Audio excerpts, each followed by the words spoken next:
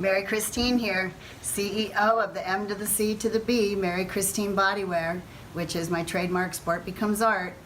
Today, I've had trouble this week trying to figure out what to talk about. And I have a lot of people tell me you'd be great on YouTube and you have all these great stories with your history of bodybuilding industry.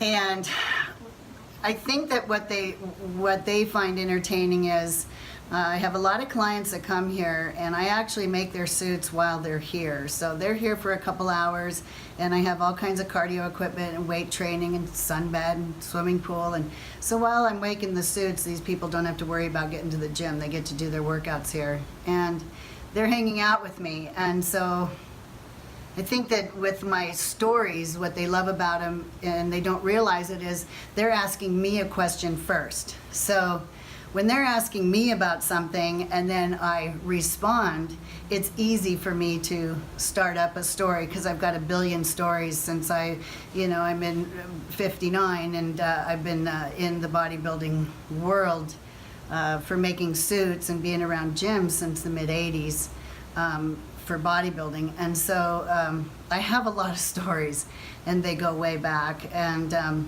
so I have to think of ones to say myself. And this morning when I run 4 miles every morning and I was just busting my butt trying to think of something of somewhat interest to say today. And I finally was thinking about my going through Facebook and some of the stupid things that people say.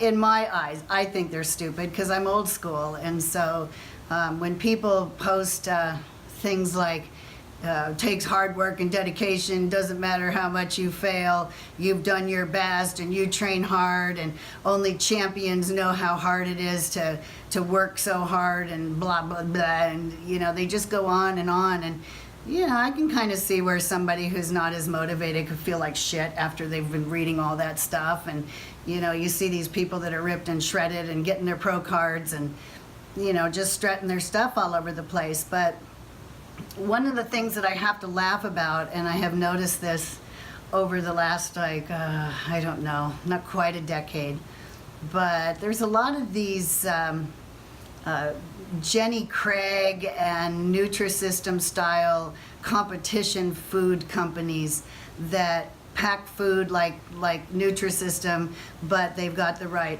macros and things that you need for your competitions and what type of competition and low carb and whatever, paleo or whatever it is, and they just deliver the food to your door.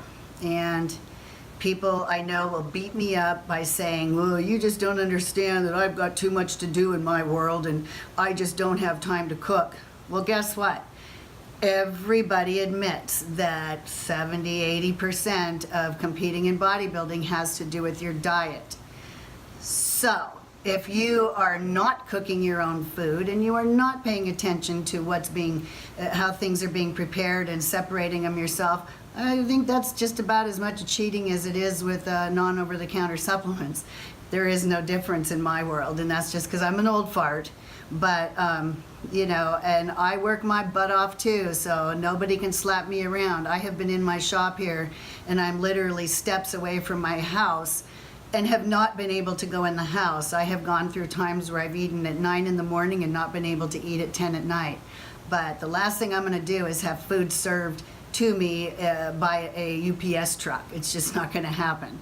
I really believe that the huge part of the discipline of getting ready for a show has to do with creating your own food.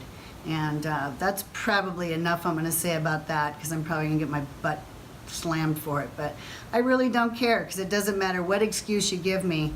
That's going to be my attitude. I'm an old fart and that's just what I believe. And when I compete next year, I'll be making my own food, taking care of people, getting their suits ready, and I will have the time to do that because I'm not letting anybody else touch my food. That's just that.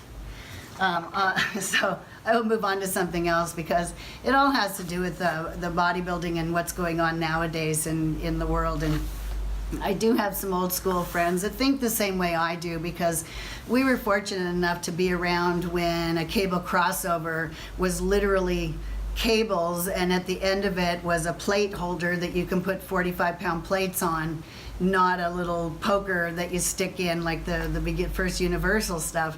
And I've worked out in gyms like that. And back when they had the old Nautilus equipment, the very first Nautilus equipment, it was as big as dinosaurs. It was just unbelievable. You would get into these thrones and work out, and it was beautiful equipment, but they took up a lot of space. One of these days, I'm going to find pictures of them, or find somebody that, I have a friend, Vince Moser, who had a gym in Everett called Vince's Fitness Center, and he had all of that equipment that I'm talking about. And hopefully we'll cross our fingers that he has pictures of that stuff. So the other thing I wanted to bring up is, you know, people that say they know everything about bodybuilding and they're just a big smart ass and, you know, they know this and they know that. This book here, Keys to the Inner Universe, it's written by this guy here, Bill Pearl. And he's an old man now. But I'll tell you what, this guy, he was Arnold Schwarzenegger's, or probably still is Arnold Schwarzenegger's idol. And he's somebody that lives down in Oregon, and he's getting up there. I think he still has his own gym, and he has his own website, billpearl.com. But you can find this book, Keys to the Inner Universe, on Amazon. I know because I've looked. And this literally is the Bible of bodybuilding. So no matter what book is out there, even Arnold's books, I can guarantee you he's got this in his library, because he idolized Bill Pearl. And if you walked up to him out of nowhere and said, do you know who Bill Pearl is? He would look at you like you're an idiot. You know, why would you ask me that?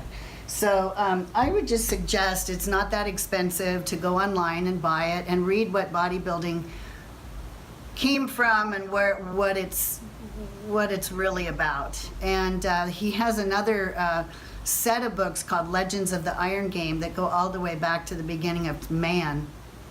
And so it's a 5-book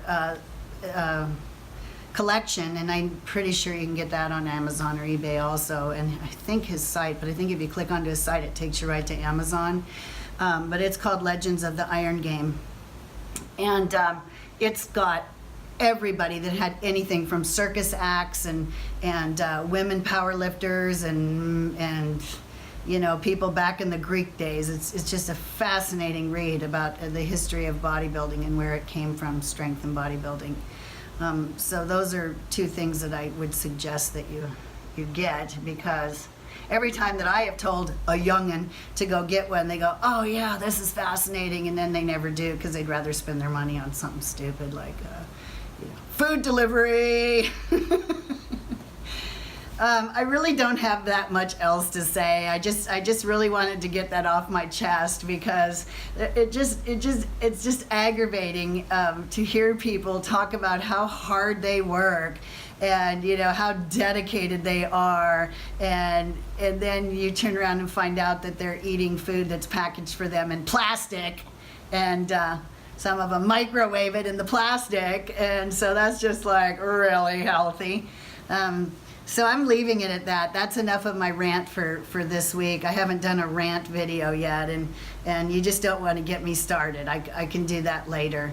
And just a little heads up, next week I'm going to do a video with 5 local bodybuilders who are going to be showing how my classic physique trunks fit. I've had so many problems with the men trying to figure out the sizes of a classic physique trunk. So I've got 5 fabulous men that are coming over kindly all at the same time, and I think all of them, maybe one isn't, but I think they're all 5 of them are getting ready for competitions. So you know, it's a lot of testosterone in this shop. I'm going to cook up a lot of codfish and venison, and you know, hope and pray that they're happy with that. So that'll be next week's video. Other than that, this is enough. It's you know, almost 10 minutes of me blabbing and bitching about stuff. So I'm signing off, and everybody have a great week. And if you did watch this video and endured it, thank you, because I'm still a beginner and I'm still trying to learn how to do this without making people fall asleep. So signing off with my 2 girls.